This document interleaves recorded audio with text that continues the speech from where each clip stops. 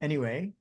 And well, I can just begin by saying welcome to you all. I'm Jeremy Lent, and really happy to welcome you to today's live interactive conversation with my dear friend and powerful campaigner for human rights and the rights of Mother Earth, Osprey Orielle Lake.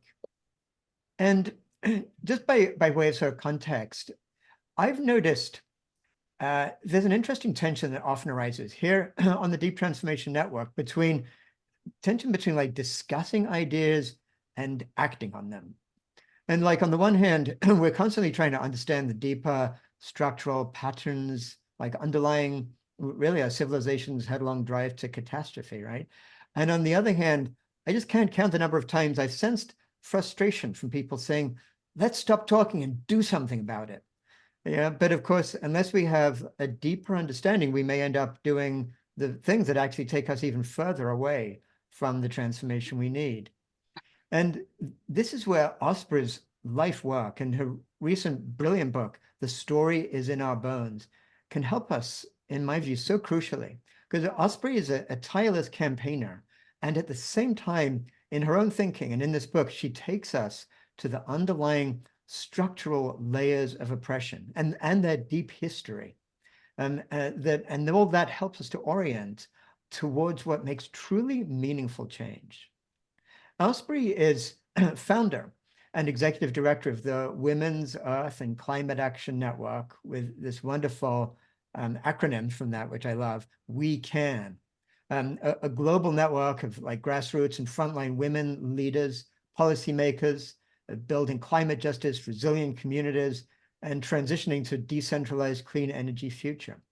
And Osprey also sits on the executive committee of the Global Alliance for the Rights of Nature, and has actually been a core organizer of different international rights of nature tribunals. And she also serves on the steering committee for the Fossil Fuel Non-Proliferation Treaty. And so I'm looking forward to exploring all these domains, everything I just talked about, with Osprey today. And our format is going to be, we have a 75-minute session today. We'll spend about the first half hour or so in conversation. And in the second half, I invite you to join the conversation with your reflections and questions and perspectives. So Osprey, if you want to join us now in the to be spotlighted, let's do that. And there you go. Good to see you, Osprey. Welcome. Hello, everyone. Thank you for inviting me. It's a pleasure to be here. Really looking forward to this conversation. So glad to have you here on our Deep Transformation Network. Really aligned so much with what you're working on. And just one other thing to mention that if as the conversation goes on and you have questions that are sort of points you want to make, and if it's a question you may be a little shy not to actually be seen in person live in the second half, feel free to put the question in the chat. And we've got a couple of people from our Zoom hosting team who will be noticing that and try to highlight those. So I can ask that question for you if you want to hear something, but you'd rather do it in the chat. So either way, it's fine. So, well, welcome, Osprey. So glad to have you here. And I wanted to just start by remembering how back almost 10 years ago, back in 2015, was when actually I was just beginning to know you as more than just somebody speaking sort of, and as a friend. And we were both in Paris during that landmark COP21 agreement, when the Paris Agreement was signed, for better or worse. And I've got this picture in my mind, which you wrote about in the book, and I loved it when I saw you describing that. This unforgettable press conference of delegations from indigenous peoples from all over the Americas, and it was held on a barge in the Seine. And you wrote about how Ina Santi, a Quechua lady from Ecuador, like a leading prominent person of her group, along with others, spoke about the rights of nature and how the world's nations should incorporate them in their climate negotiations. And so inspiring. And like I said, it's kind of really shifted my own whole sense of where my direction led from that.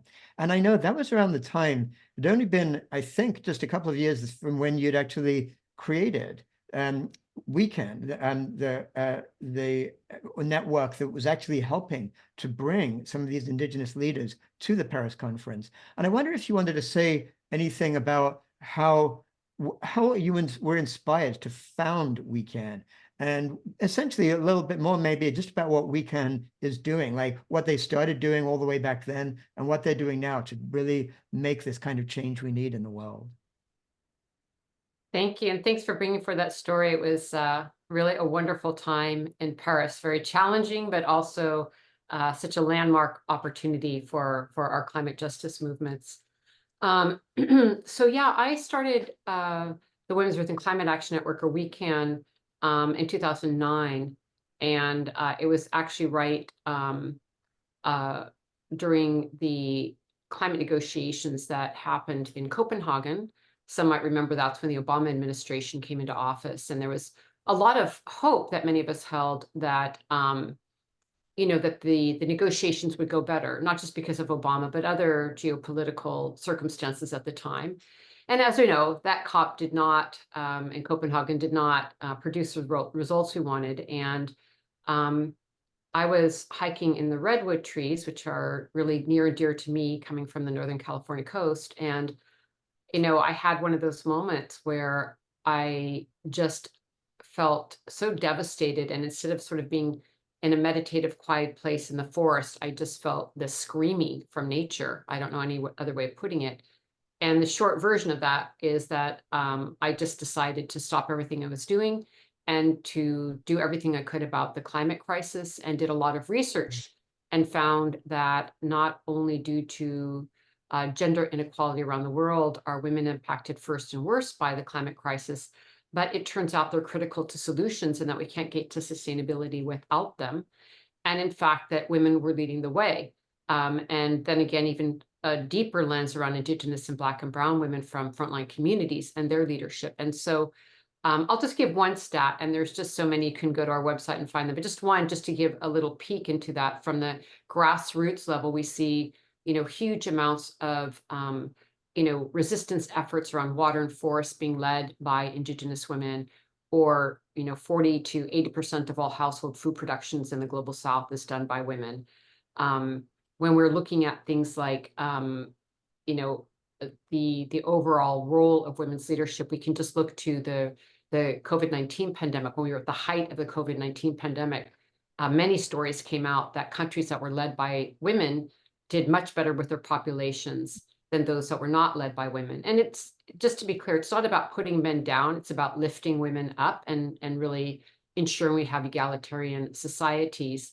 And one thing that I think also demonstrates the role of women is that there was a study that was done that I used in a scenarios forum presentation, which feeds the IPCC scientists for the UN climate talks, is that it was shown that with just a 1 unit increase in something called the Women's Political Empowerment Index, which is like demonstrating what women do in society, and if they're involved in politics, their economic and different types of economic power and what they do in society. With just a 1 unit increase in the Women's Political Empowerment Index, it creates an 11.51% decrease in carbon emissions in that society, which is huge. So just this shift in women's power, what it does in terms of reducing carbon emissions is really significant.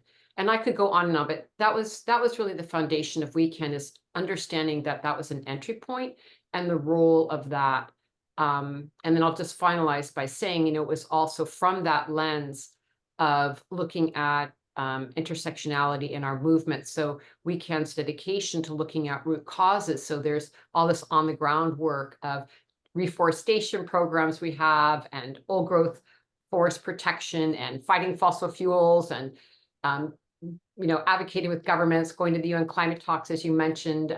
We also do advocacy work to get banks to divest from fossil fuels. So there's a whole host of work that we're doing. But behind that is this really deep analysis about addressing root causes, meaning patriarchy, colonization, racism, and capitalism, and how those systems of oppression are influencing this current moment, which many are calling a polycrisis. Yeah, yeah, love that.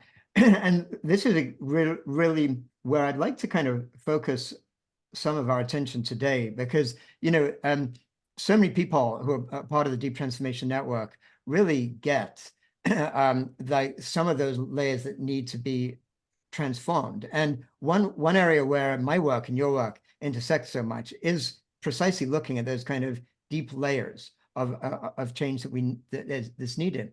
And something, especially right now, actually, as I'm doing my work on this book on ecological civilization, looking at some of the ways in which we got to this mess that needs to be transformed.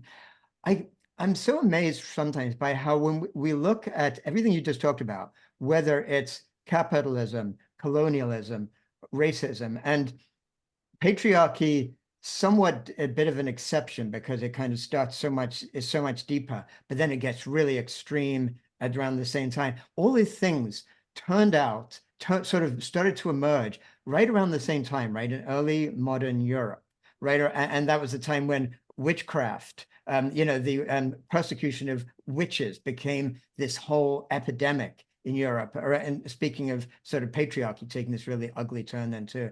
And I'd love to get your thoughts as to why it is, like, what was going on in that time, which led to so many of these different, like, foundational drivers of destruction, exploitation that we're experiencing now to sort of emerge around that.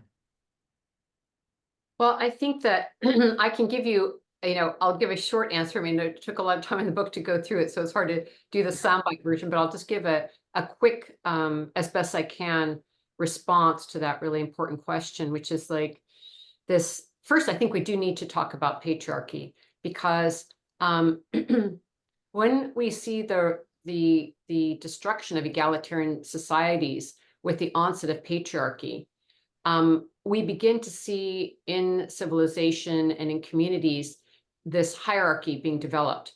And it begins to create not only separation from the feminine principle, if you will, when we see the rise of one male dominant God figure, the rule of men in society. This imbalance is extremely significant in the impact of our development of our dominant society. And I say dominant culture, dominant society, because it's not for everyone. I mean, indigenous peoples and local community peoples have different worldviews. So we're talking about the dominant culture here. And so with the rise of patriarchy and the downfall of the goddess, and with it, the respect for women in society, we begin to see this hierarchy of dominion over women, men dominion over women, God's dominion over the goddess, humans dominion over nature, separation from nature narratives. All these things start emerging from that rise of the dominator society and this idea of patriarchy and this one male dominant God who is now no longer in the stones, in the earth, in the rivers, in the land, and has now become this conceptualized omnipresent figure that is no longer part of an animate living cosmology. And this is really key, because this is where we begin to see a lot of detrimental human development is around this idea that we are separate from nature, which we're not, but we can believe that we are, or have social constructs that really perpetuate that ideology. And so we already have this patriarchy developing and this idea that we're separate from nature, that there is a hierarchy of importance. But then we start moving into, these hierarchies that then can develop into colonization, racism, capitalism, which are all built upon these same systems of thinking, which is that, white people are more important than indigenous Black and brown communities, because now we have white supremacy. We now can see, oh, well, if these people are more important than those people, then we can now develop this concept of colonization. And some people can now take over other people's lands and diminish those people or marginalize those people. And then on top of that, as we begin to develop those systems of colonization, right hand in hand comes, right afterwards, this idea of capitalism and how we have an extractive economy where we can keep taking more and more from the land. And we have to remember that capitalism in many ways can only exist alongside colonization and racism, because you have to have some place to extract from.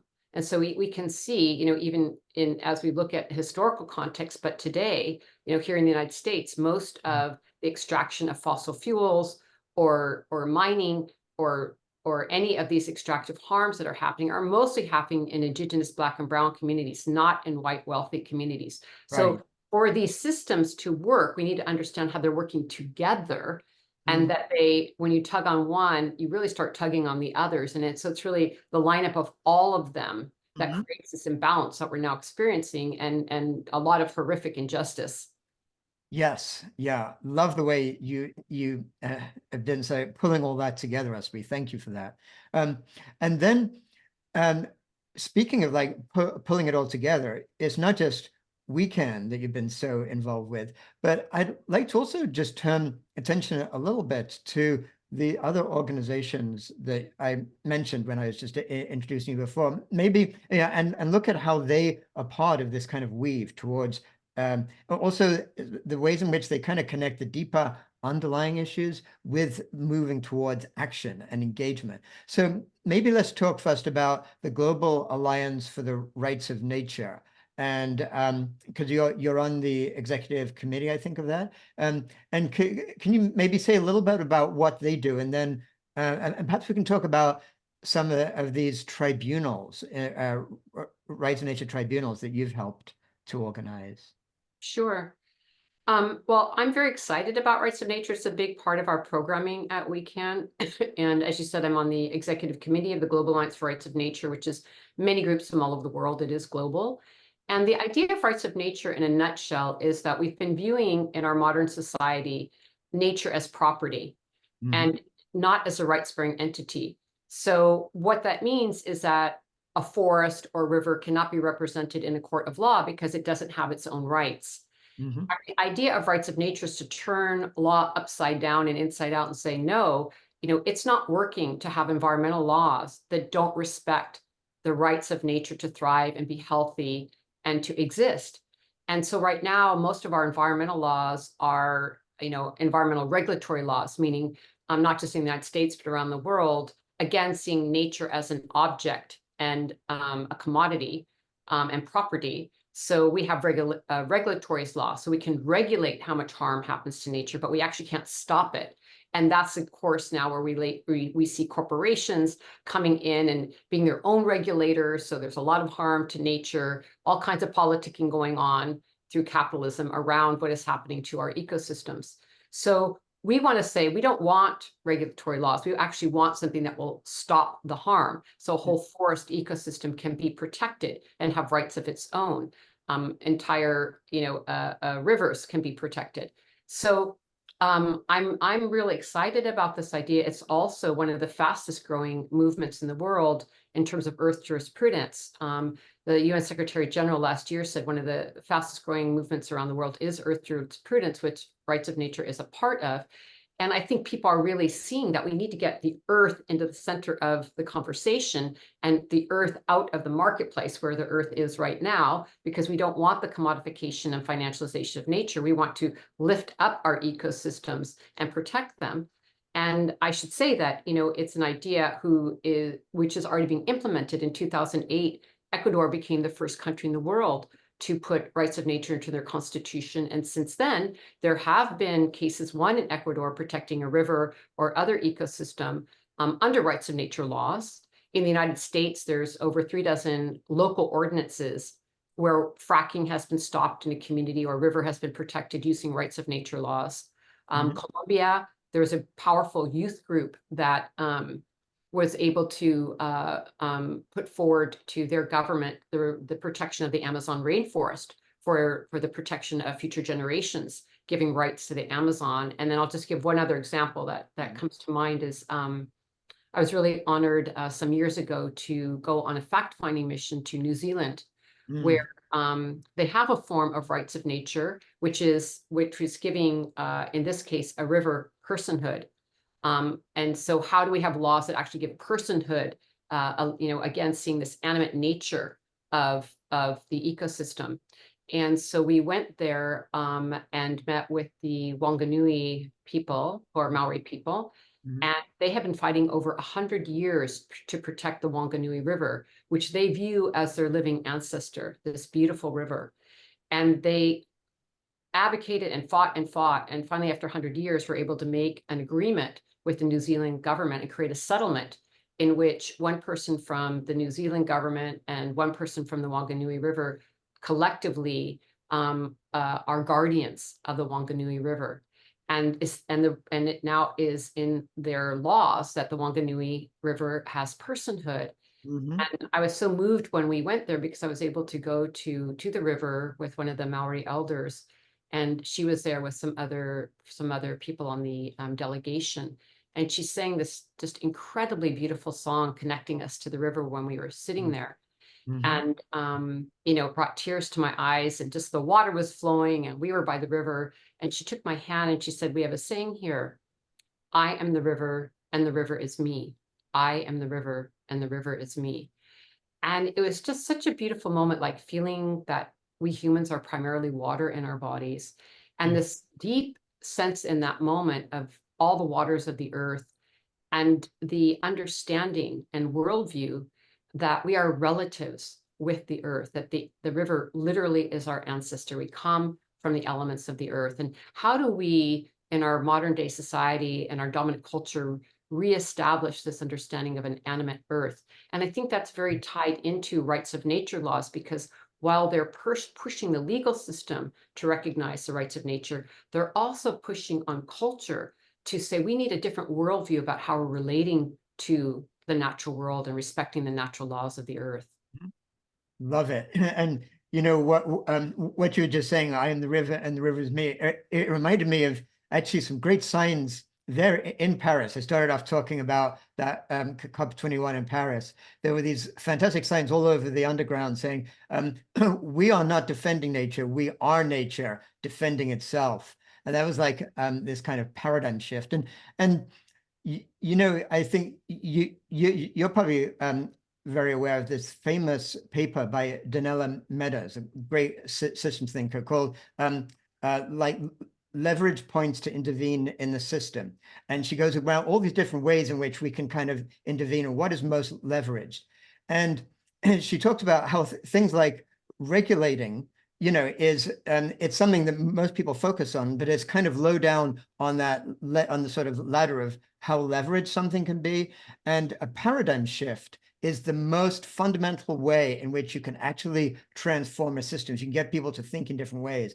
And what I so love about exactly what you're saying there is going from regulating pollution to a river to saying, actually, the river has rights, and then finding the indigenous people who know the river best to actually steward those rights and to have legal power. That's the paradigm shift that is so has so much potential. So just a great story. And then, but then I want to maybe turn. Oh, by the way, let me just pause that while I'm asking these questions to Osprey, in about 10, 15 minutes or so, there'll be everyone's opportunity to ask the questions themselves and get engaged. And so feel free to, if you already know that you'd like to ask something, just go to the Zoom hands up and the reactions, and you can get in line if you want, if you'd like to do that. So just a reminder, and to put any other questions in the chat if you want to engage that way. But so how about if we turn our attention to the Fossil Fuel Non-Proliferation Treaty, which you're also very involved in leading. And there I'm kind of curious, because in a way, it's like if the rights of nature deals with that paradigm shift, that shift in metaphor, looking at things in a different way, the Fossil Fuel Non-Proliferation Treaty also looks at a metaphor, if you will, or like an analogy to shift the way of thinking about fossil fuels, right? Perhaps you can just explain that to us and tell us more about what that's trying to do. Yeah, I'm on the steering committee of the Fossil Fuel Non-Proliferation Treaty, which is really modeled after the Nuclear Non-Proliferation Treaty. So we have legal precedent for a mechanism like this fossil fuel treaty. And it's quite exciting and has gained a lot of momentum. There's a wonderful woman named Zipporah Berman, who is the chair of the treaty.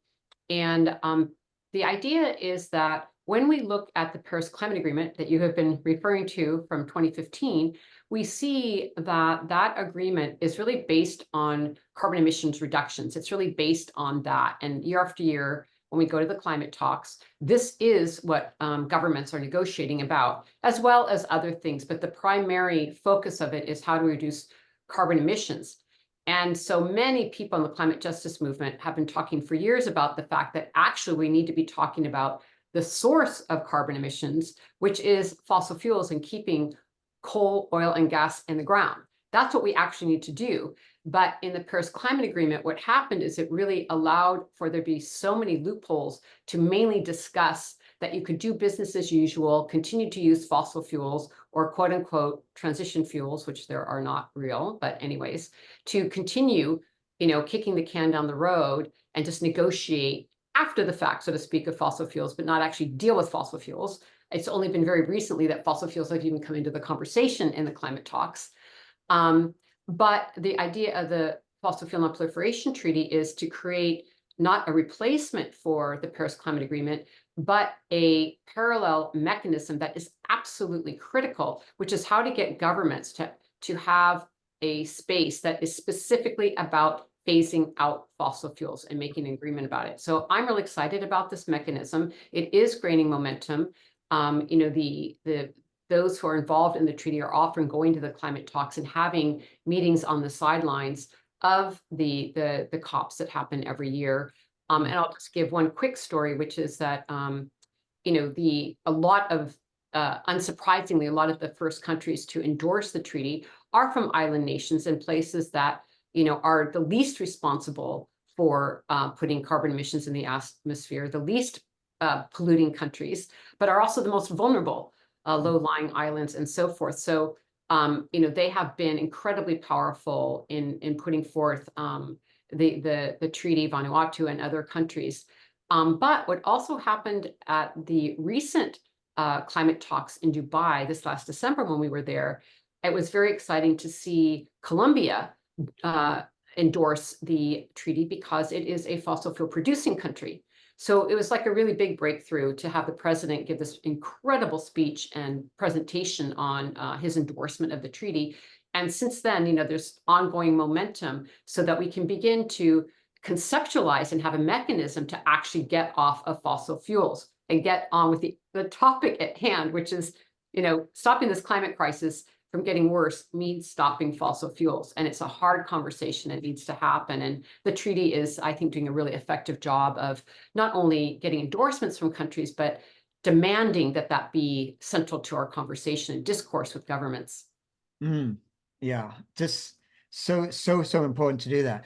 And I want to kind of just we're like in a few minutes we'll turn to invite other people to join in the conversation. But I wanted to kind of bring things up to like a sort of a reflective or self-reflective mode for a little bit, then on all that you've been describing and these deep layers of oppression and the incredible work you are engaged in to turn things around in the other way. And at the same time, pretty much everyone in this community is so aware of how this massive ongoing onslaught just seems to be getting worse and worse, right? So when we do kind of make some improvements here and there, somehow it seems to get even lost in this massive sort of headlong rush towards some sort of precipice. I mean, even to the point that the COP proceedings have become, in some ways, almost like more like a fossil fuel companies like sort of trade fair. And so, I mean, they seem to have more people there in the COP treaters than even those trying to work with them. And I'm just curious how you navigate the sense of potential, like moving to like sense of despair almost at where so much destruction that's taking place versus a place of hope. Like, do you, if that's a spectrum to some degree, do you find yourself in a certain place in that spectrum, or do you see it in a way not even as a spectrum, or some other way in which you work between hope and a sense of despair?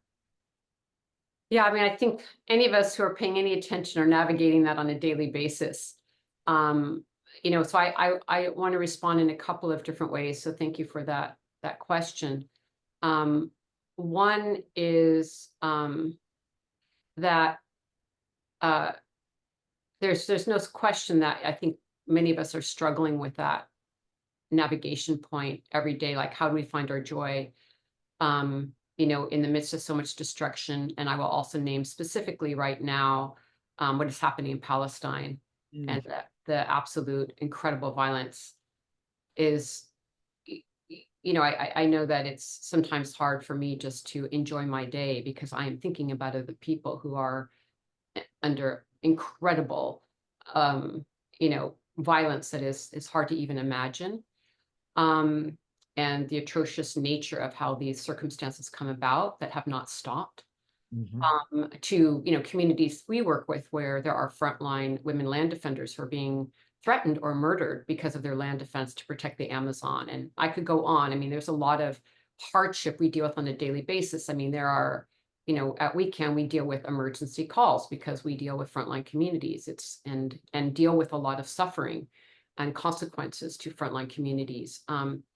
So all of that is going on. And so another, piece to this kind of mosaic of an answer I'll respond with is that I also have a lot of hope because I also see that when there's a crack in the system, historically, it's also an opportunity for new ideas to happen because things are so shattered and falling apart. There's actually an opportunity for something new to happen, and ideas that were not possible before suddenly have space because the old systems are crumbling and something new is being called forth. And I feel everyone on this call and the work we're collectively doing is summoning forward this beautiful world that we know is equitable and healthy with each other and nature, yeah. and decolonized, and has a very different framework and sees an animate world and animate cosmology. So, while one world is burning, another is being summoned forth. And I think that's sort of the realities we dance in. But also, I would add that it's not that I don't have terrible days. I don't know how people don't have terrible days at times. But I also know that looking like I look, I am privileged. And Mm, so I feel that, I don't allow myself, whether it's right or wrong, just my personal day-to-day world is that I feel like I have to use my privilege and want to use my privilege and an honor to use my privilege to work as hard as I can because other people are suffering far, far, far more than me. And I have so much more, uh, mm, opportunity to give and have resources and share and do all that I can. So I feel like it's really, an overuse of one's privilege, if you will, to go into despair or hopelessness, mhm, because I don't feel I really have the right to live that way. I don't feel I have the right to indulge in being hopeless or giving up or, you know, going down a trail of despair more than a few hours if something happened that particularly blew me out of the water that day.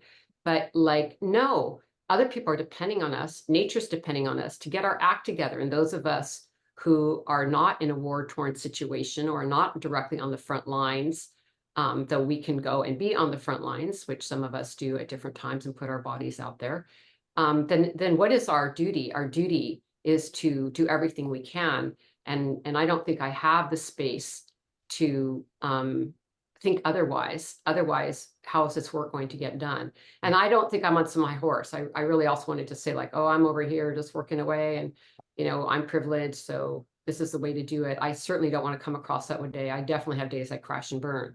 But overall, I feel like we really need to be in a space of putting out everything we have and being in as much joy and hope while we're facing horrific conditions. mhm.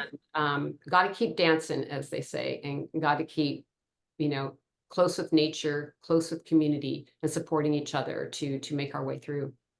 Um, I so resonate, Osprey, with everything you were just saying there. So appreciate it. And yeah, I find myself on similar pathways so much of the time. And just to kind of reemphasize something you were just saying, like when we look at the history that has led to this place, and we find that we were born in places of privilege, and on top of the privilege you have, I look at the fact that I'm seen as a male, not female, which immediately shifts the whole patriarchal privilege spectrum in my case. And I think that's the key thing, is not to be guilty because of just how the cards happen that we were born in that place, but that once we recognize that, then it's actually, we see that there is a responsibility, to the extent we have a sense of a shared humanity, to take that power and privilege that we do have to really try to undo some of the oppression that has led to that in the first place. And that just feels so right to me. And then at the same time, honestly, I look at the incredible tireless work that you've done, and then I go, God, it's like I aspire to be able to feel that I'm putting myself in that place of really, really engaging in transformation in the way that I've seen you do. But I also hear you talk about sometimes it can be dispiriting and feel overwhelming. And I just love if you could, and after this question, I want to pass to other people to share their time at that space with you too. But when you find it's feeling like too much, how do you take care of yourself? How do you give yourself what is required to feel the energy to then re-engage? And just if you could share anything with that, with Yeah, us. and thanks for the question. And I don't think I'm alone in this. I don't think it will surprise people, but I think it's really important, which is taking time in nature. I really do think that, we're not going to do this without Mother Earth. Our disconnection from nature is at one of the key root causes of how we got into the crises we're in. And so part of the healing and staying balanced is being in nature. And there's no substitute for that. It's not about imagining nature or watching a nature program on the television. It's about actually going and commuting with the river and the forest and hiking and being on the land. I think is absolutely critical to renewing ourselves and getting centered and remembering that there are forces much greater than we humans. And how do we tap into those greater forces, and what can we learn from the forest and the river and the mountains, and how we can step back and realize that we are part and particle of this web of life, and that we're in that flow, and these times are difficult, but also it's very renewing to be in nature. So that's one thing I think is key.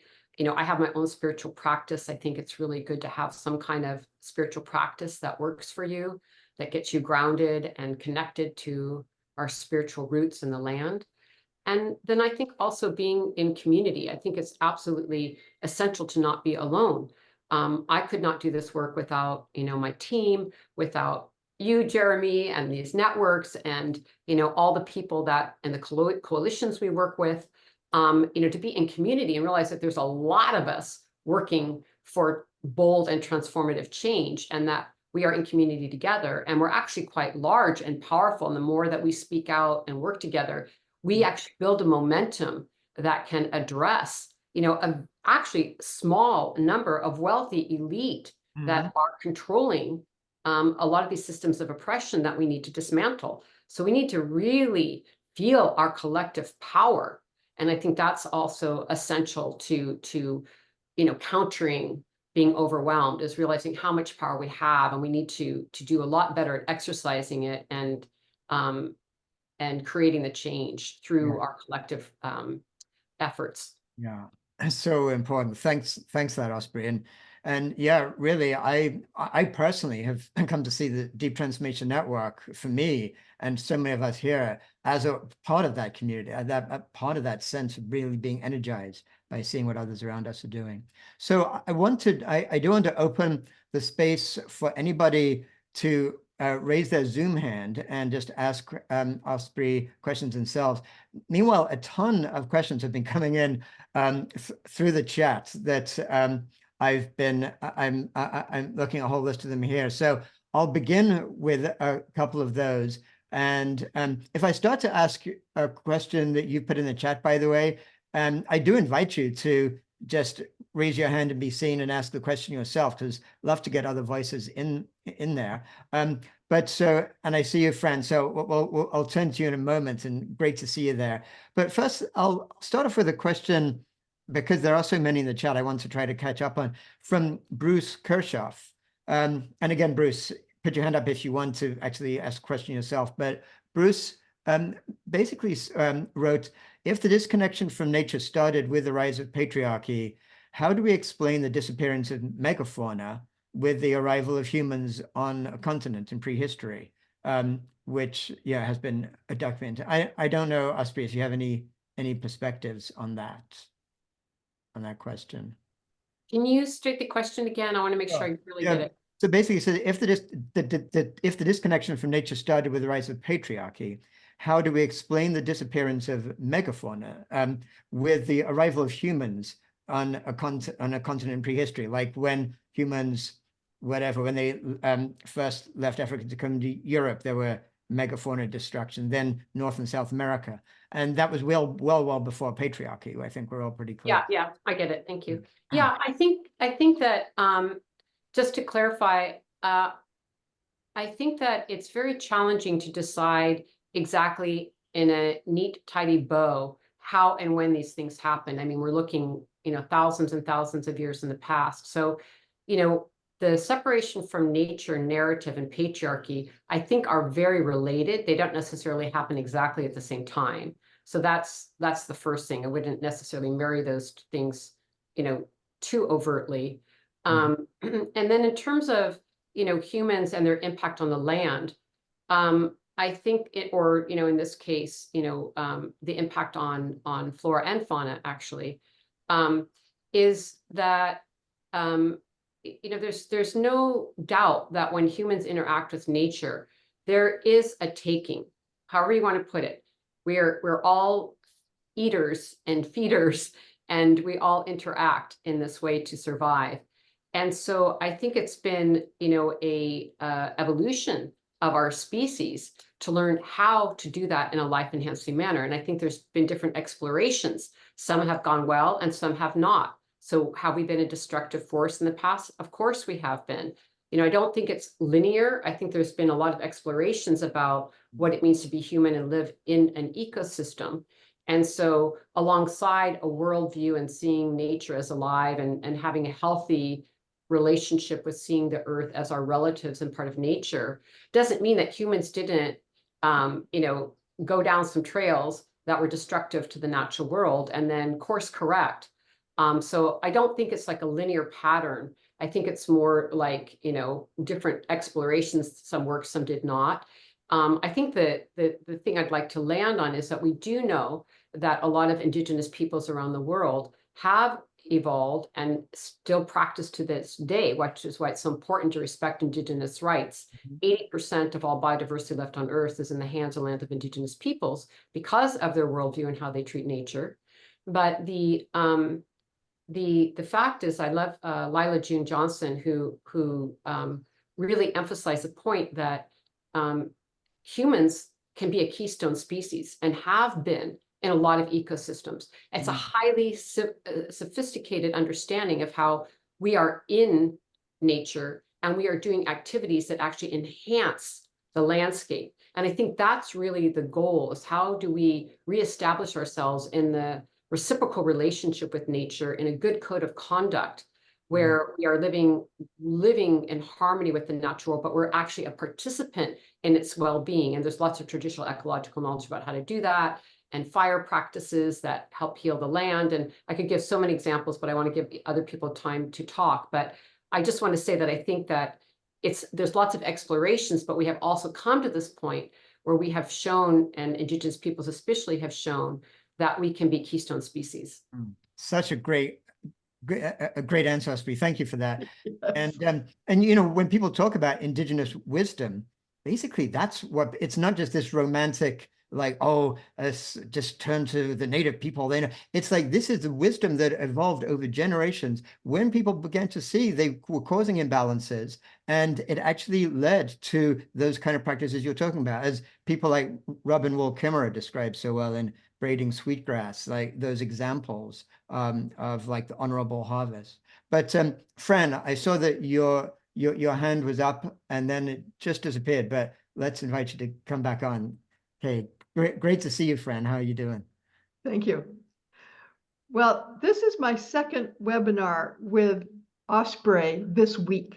And I will tell you, I could do this every week. I just find that some of the things you're saying, Osprey, land more fully in my consciousness as I hear you this second time. So I thank you for that. So I've got a couple of kind of practical questions for you. One is regarding rights of nature. Do we have any example in the United States? And I'm kind of wondering how that concept interacts with our existing laws, and is it even possible here? So that's one. And the second question for you is regarding the fossil-free non-proliferation treaty. I was at a city council meeting just a couple of weeks ago. I'd never heard of this treaty, and somebody introduced it to have our council, the city council of Bainbridge Island, endorse it. And nobody could figure out what that would mean. So they sort of, I think, said we'll have a study group on that or something. I'm not sure they'll ever do anything because it's just not clear what endorsing it implies. So those are two questions for you.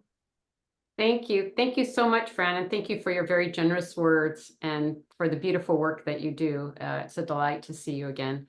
In terms of the first question, yes, in the United States, there have been about 36 local ordinances with rights of nature laws. And what that means, so that it's very clear, is that we don't have rights of nature in our Constitution, obviously here in the United States, or at a state level, or anything like that.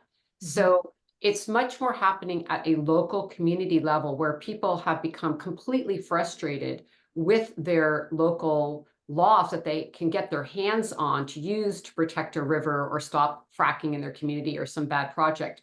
And they've kind of run out of using our regulatory system and our current environmental laws and realize like they're not winning. And so you can basically have a local ordinance that your city council passes that says we want to assert rights of nature in our community and assert these laws.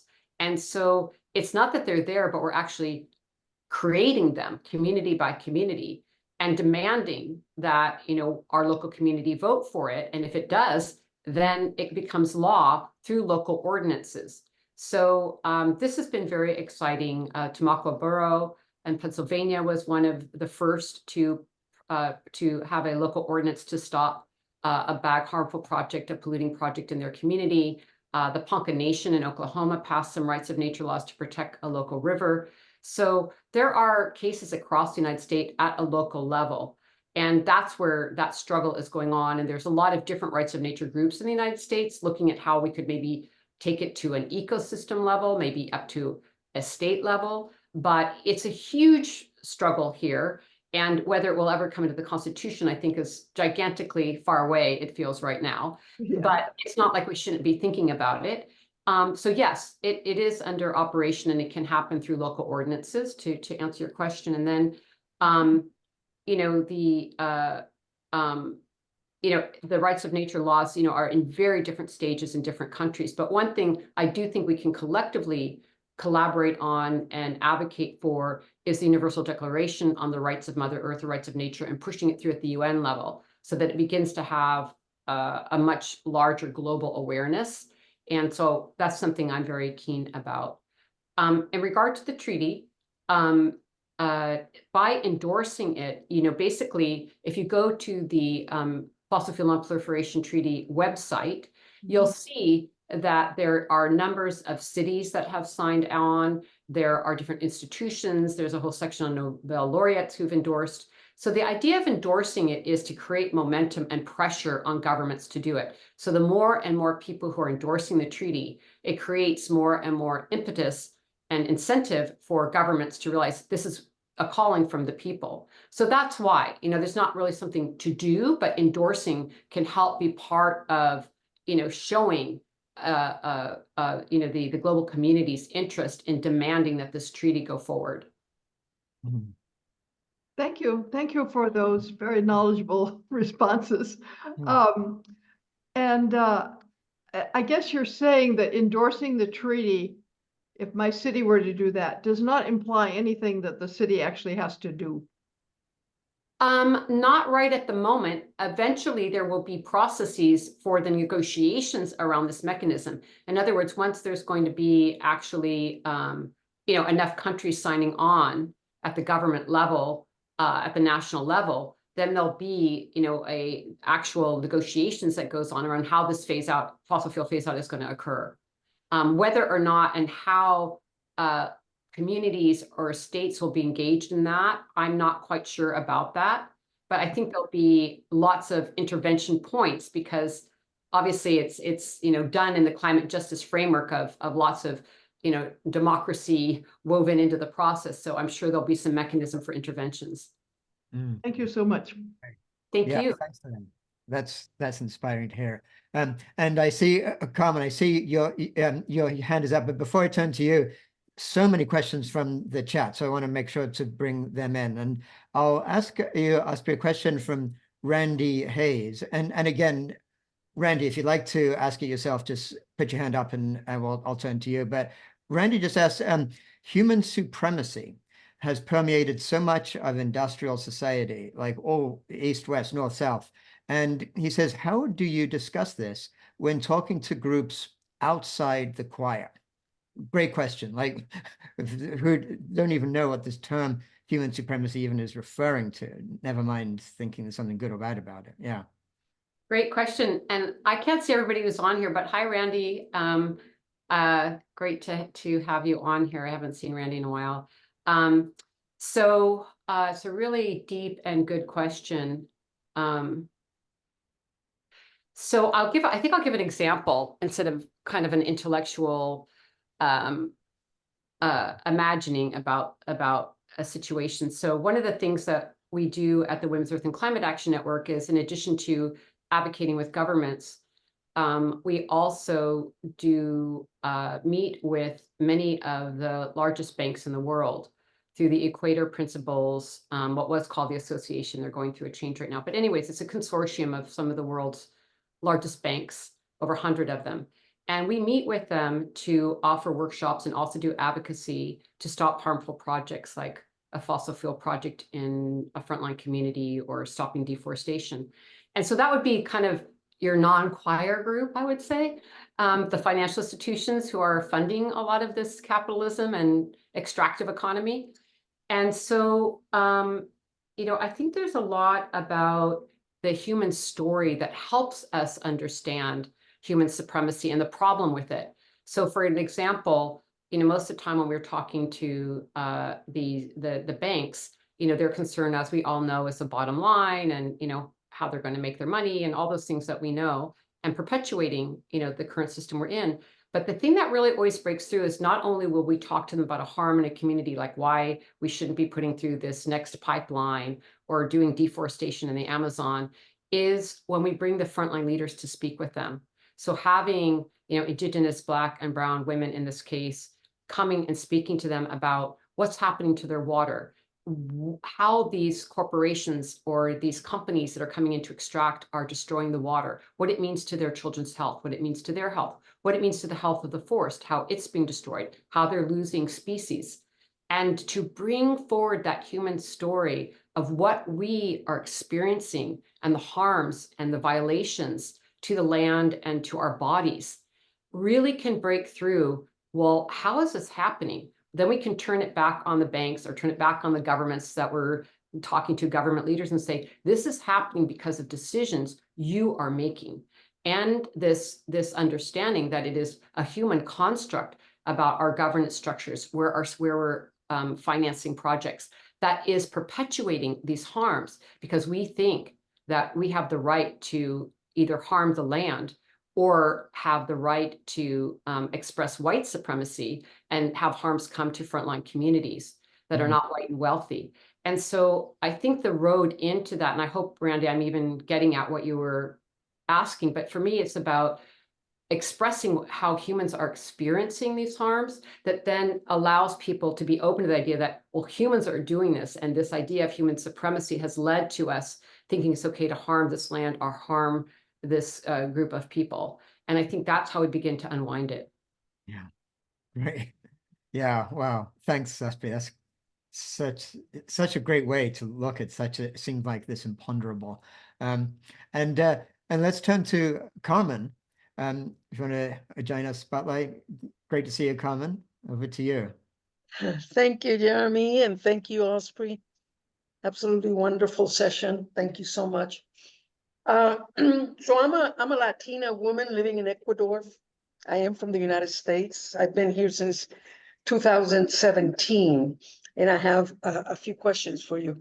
So we know that the Constitution in Ecuador was changed in 2008 to make you know, the rights of nature part of the Constitution.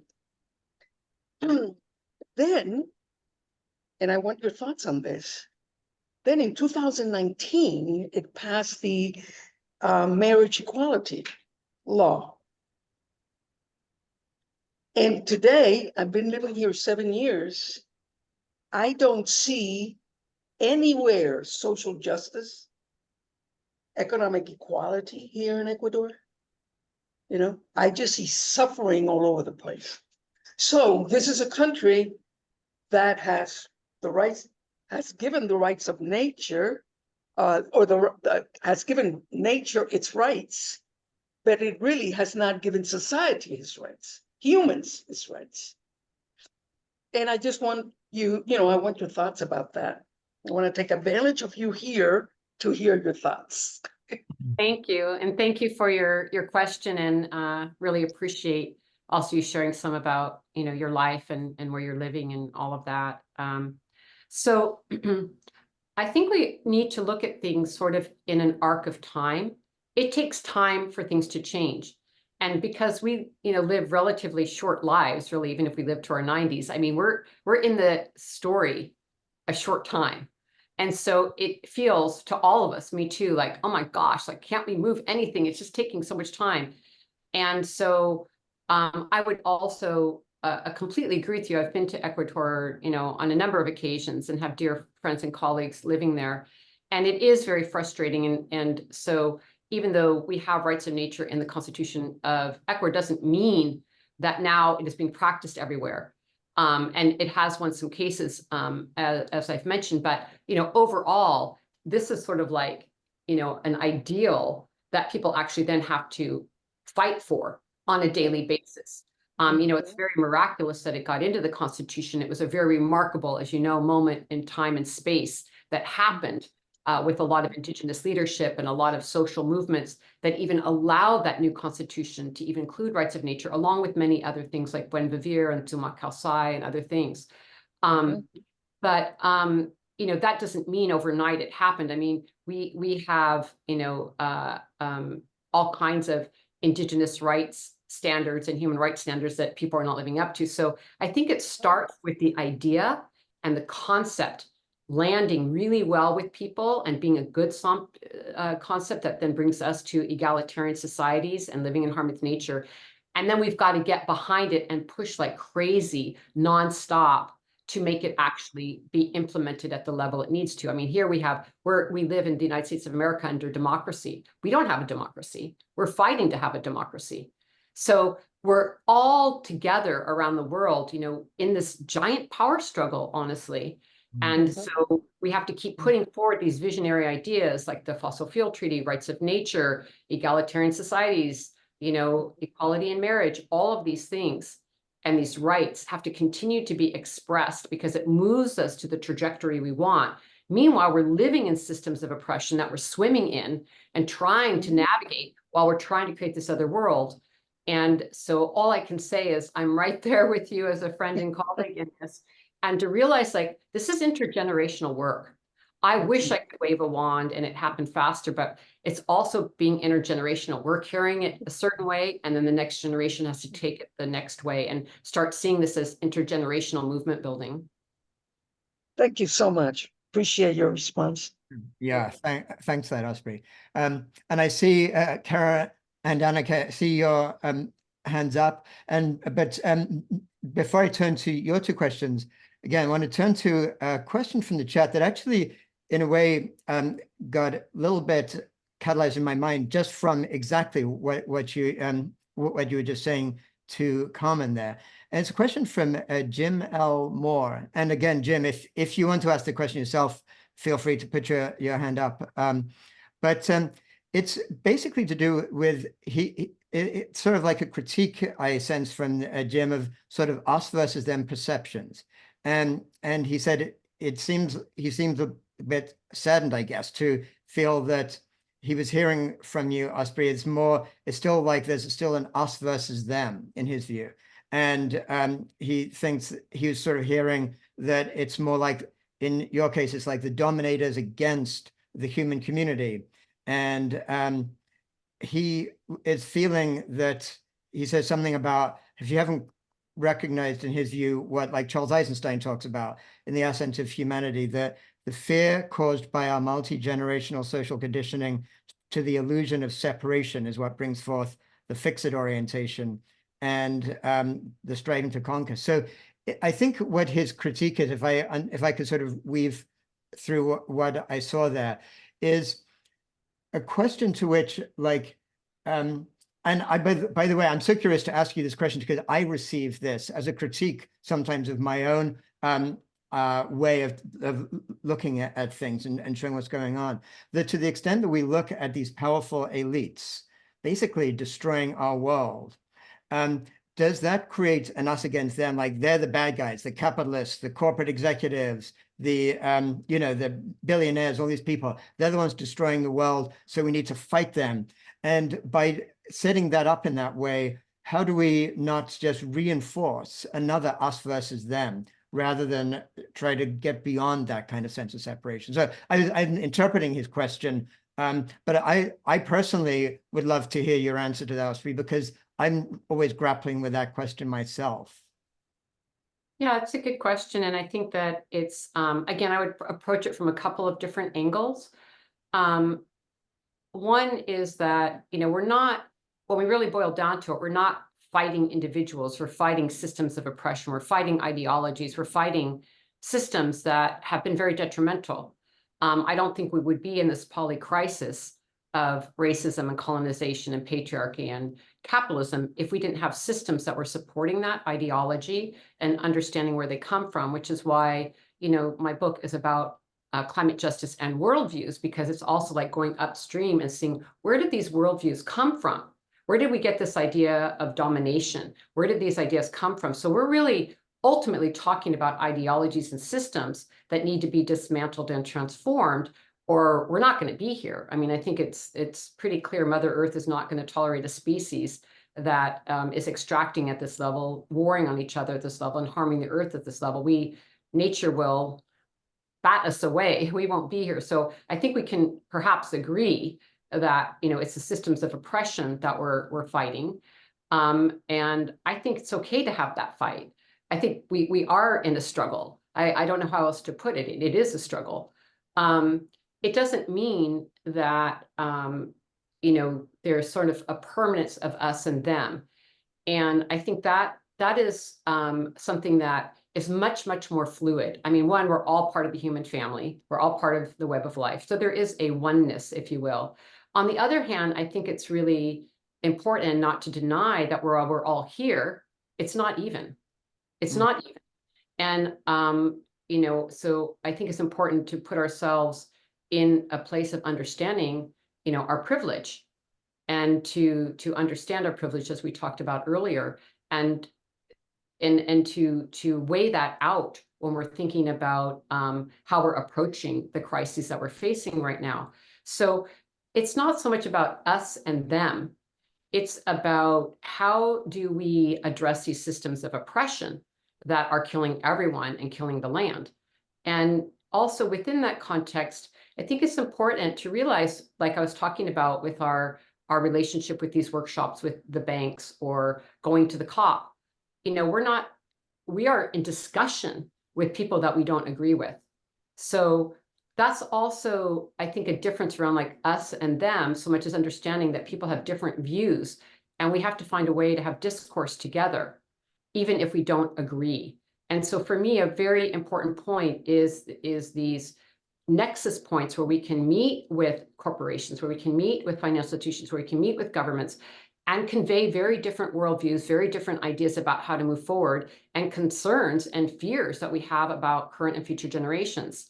So I think it's important to not say that there's something wrong with fighting something, because I think that we are, while we're also trying to birth something beautiful, and that we also don't get pegged into binaries of us and them. We might have different ideas, but then how do we converse, I think, is a key topic that I'm really interested in. Beautiful. Yeah, thanks, Osprey. And it also helps, of course, to recognize that each of us has our own internally conditioned structures of oppression too. And so part of the whole process is decolonizing our own minds and recognizing that we're part of it too, which really helps. And I just like to add to what you're saying from a quote. It was a quote that totally really moved me deeply from a Detroit-based sound healer called Sterling Tolles.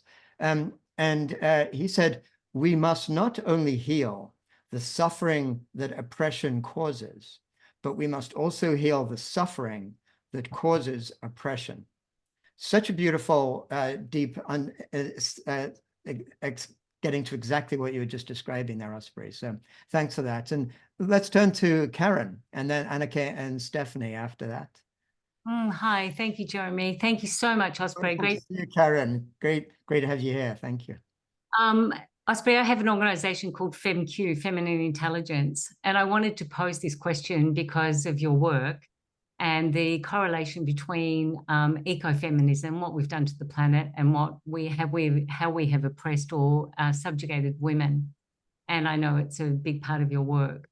The question I have, or something I would like you to respond on, is now that we have the situation of shifting, we're attempting to shift the paradigm of patriarchy, which has dominated the oppressed and marginalized. And one of the things that I'm very passionate about is the feminine intelligence exists in all of us, but patriarchy has subjugated, marginalized those qualities of the feminine from all of us. It's not just about women. So feminine intelligence, or qualities, principles that we have as a whole system in our human dynamics, has been denied to men. So we now have a system of patriarchy that is dominating and causing demise. And I would love your comments on the work that you might or might not be doing in regards to these conversations, of really engaging men in this conversation of how have they been shaped by the system, and now making choices they are unconscious to, because they were denied the opportunity of having the feminine principle fully integrated into their human system. So it's a big and complex conversation, but I would love you to respond on it. I know Jeremy and I have had this conversation, but I think it's an important one, because it's not just about women, it is about the feminine that all of us have access to, but very in our systems, whether it's economics or politics or wherever we go, that is denied to men who inhabit the male body to also exhibit those qualities. And I think it's critical at this time that we start to think about compassion. And I would love your, and all of the feminine that we would say is nurturance and healing, and would love your feedback on that. Thanks. Thank you so much for the question and your good thoughts as well, and the work that you're doing as well. I did actually spend a section of the book on this topic and agree full-heartedly with everything that you have stated. I agree. I think that first of all, I think that it isn't just about men versus women either. It's about all of us in this patriarchal society and how it's impacted women and men. And also, gender diverse people, I really want to make sure that we don't leave people out in the sense that it's not just about men and women, but everyone across the gender spectrum. And this imbalance is really what we're talking about with patriarchy and how it has influenced all of society and our nature of living in an egalitarian manner with each other and the earth, I think has been detrimental across the gender spectrum. And so I fully agree that it's about, you know, as they say, the personal is political. I mean, it's also about us doing our homework inside about how we're balancing ourselves between the feminine, masculine aspects. And what does that mean on a personal basis? And then how does that get reflected in our governance structures and everything else about society? But I would just add also that, you know, to your point that, you know, while we see a lot of work being done to lift up the feminine and recognize the ancient goddesses of the past and how we can renew them as an example, there's a lot of interest in like, how do we bring forward the sacred feminine and the feminine principle in politics, but also in our spirituality. It's also true, and I mentioned this in the book, the need to renew the gods, because they have also experienced, you know, a description and a personification of being violent and domineering and all of these things. And within that context, we forget that a lot of the ancient male gods were vegetation gods or, you know, lightning gods, and everything to do with nature, just in the way the goddess is and has been portrayed. And so I think while we're in this process of renewal and looking at the feminine and masculine inside and the healing that is needed for men and women both, men needing to be able to express those things that are quote unquote in the feminine umbrella. Even some of these distinctions, I'm not even sure are real, honestly. I'm not sure how much of them are innate or what we have presupposed as a society. So that's a whole other discussion. We'll go off there some other point, but just for the purpose of this call, you know, that, you know, we need our men to be able to feel that they can have the full spectrum of emotions and, you know, not be put into these boxes that men have been forced into that have also been violent for them. That has also created violence against women. So I think that we need to see that it's about lifting up the feminine and masculine principle equally. At this time, we're focusing a lot on the feminine because it has been negated, you know, so it only makes sense when we want balance that we need to talk about what's been missing, what's been marginalized. But within that context, I think we can also think about renewing the goddesses and gods and how they're both going to become holy and sacred again in balance in a way that we have not viewed in our modern society or in the dominant culture for a very long time. And I'll leave it at that. But I really appreciate the question, the sentiment. Yeah, great. Thanks. Yeah, thanks, Osprey. So much to say on that topic. So, and I see we're coming close to our 75 minutes we had scheduled for this. So to be sensitive to your time, Osprey, let's have Anneke and Stephanie, and then after that, we'll draw to a close. And so, Anneke, great to see you. Hi there, Stephanie. So Anneke, let's begin with you. Hi, everyone. Osprey, I'm reading your book at the moment, so thanks for all those great insights. I'm really enjoying it.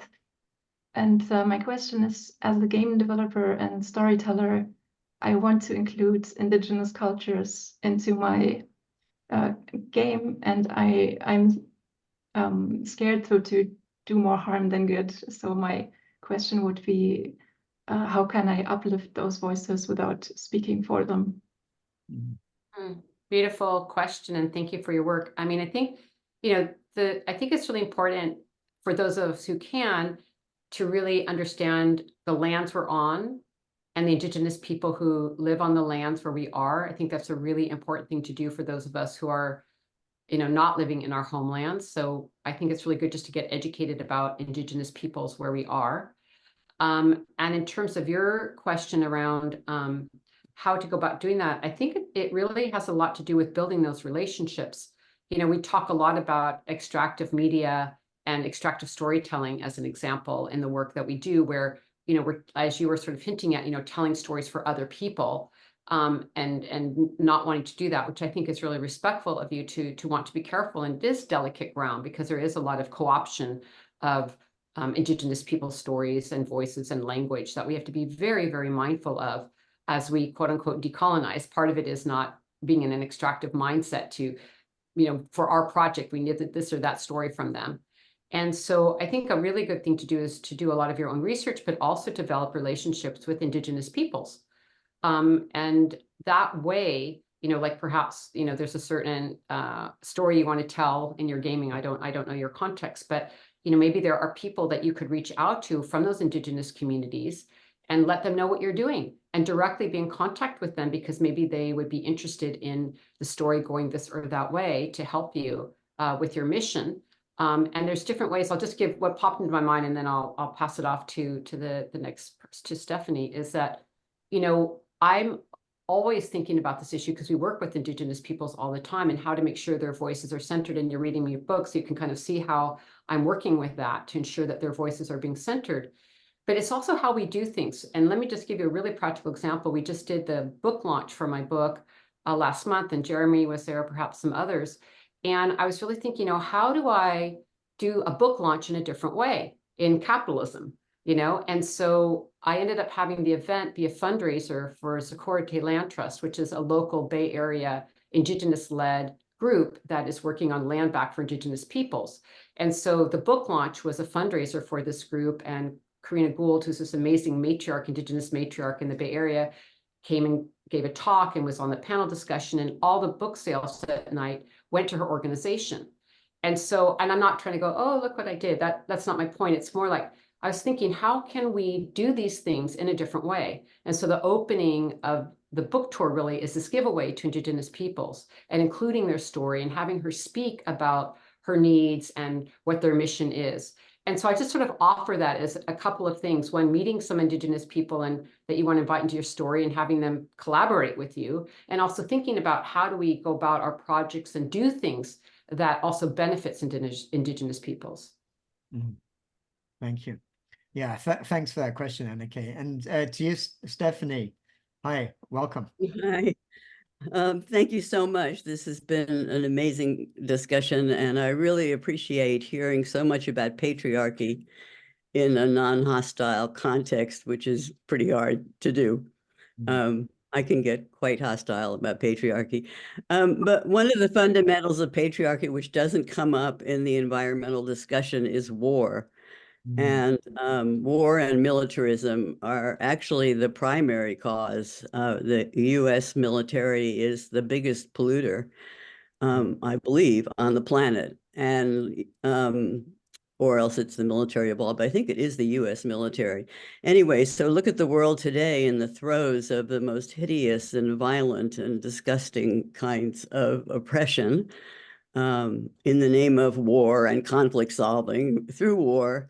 And I wonder how you deal with this, the absence of war in the conversation, or where you would put it. I'm not sure I'm phrasing that very well, but what about war?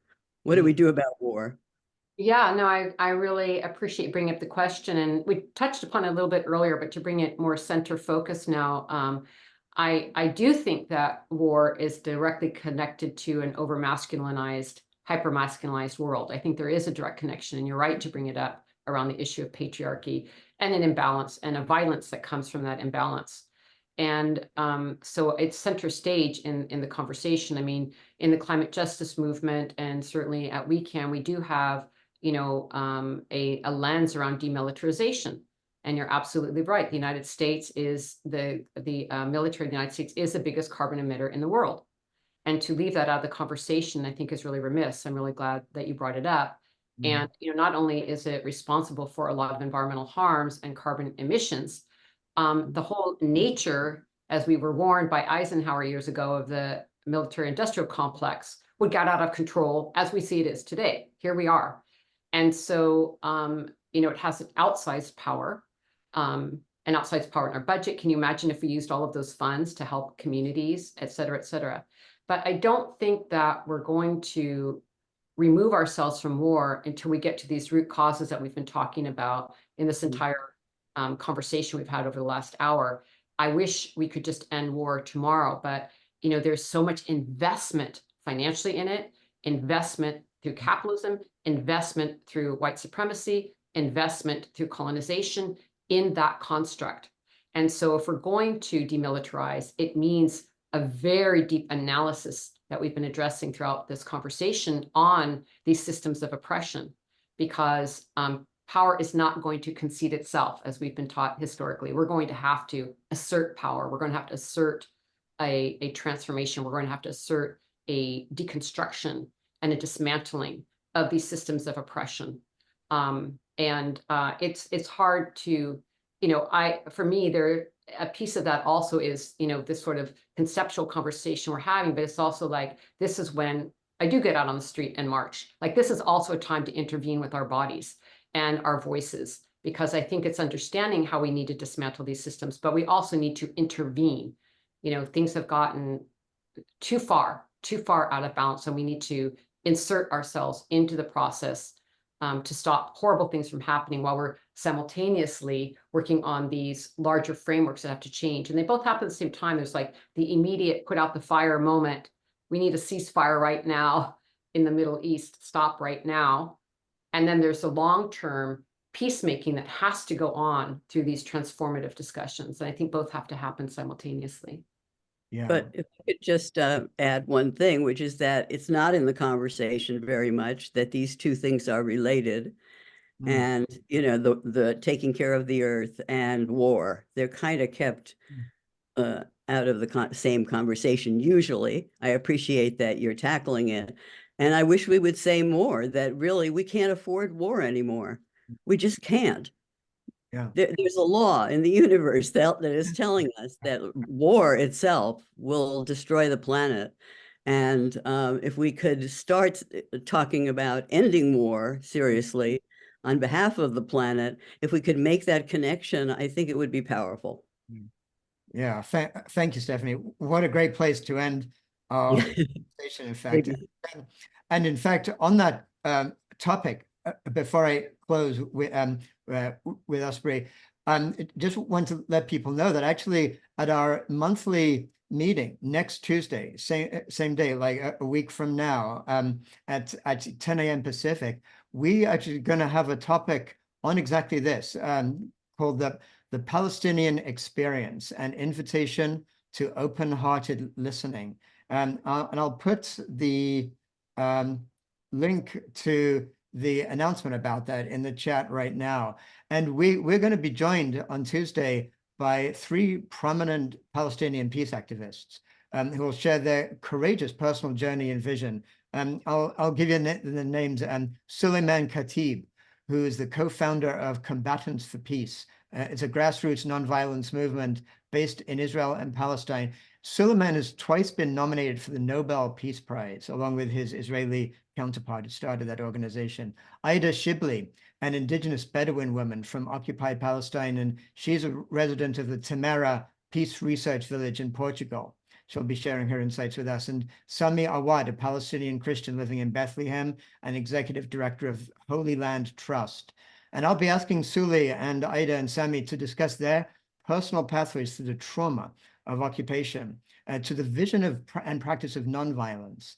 And they'll tell us about their organizations, and I'll ask them for some glimpses of what it feels like to live in the occupied territories in general, and what's been different since October 7th, and their visions for how we can move from this polarized conflict to a pathway to reconciliation. So really don't miss this. This is a really, really special, important opportunity for us to engage with Palestinian voices, really leading the movement towards peace in the Middle East. That's going to be at 10 a.m. Pacific next Tuesday, earlier than our usual 1 p.m. session, just so you know. So now to turn back to you, Osprey, thank you so much for all that you are doing and have done in this movement towards the transformation we need. And I couldn't recommend enough Osprey's book for anybody who hasn't yet read it and who's inspired by anything they picked up in this conversation today. And really just thank you for sharing your wisdom and your experience and insights with all of us here on the DTN, Osprey. And I look forward to more. I'm sure people would love if at some point you'd like to invite some of the weekend leaders maybe to join a panel discussion for one of our live monthly meetings, so people can really get to know that organization even better than today. So Thank you so much, Osprey, and keep up the wonderful, inspirational work you're doing. Thank you. Thank you so much, Jeremy. It's been a pleasure to be with all of you. Great questions and just such a wonderful group that you have here. It's a wonderful network. Thank you for all the work everyone's doing here, and we'll keep going together. Thank you so much for having me. Yeah, great. Okay, take care.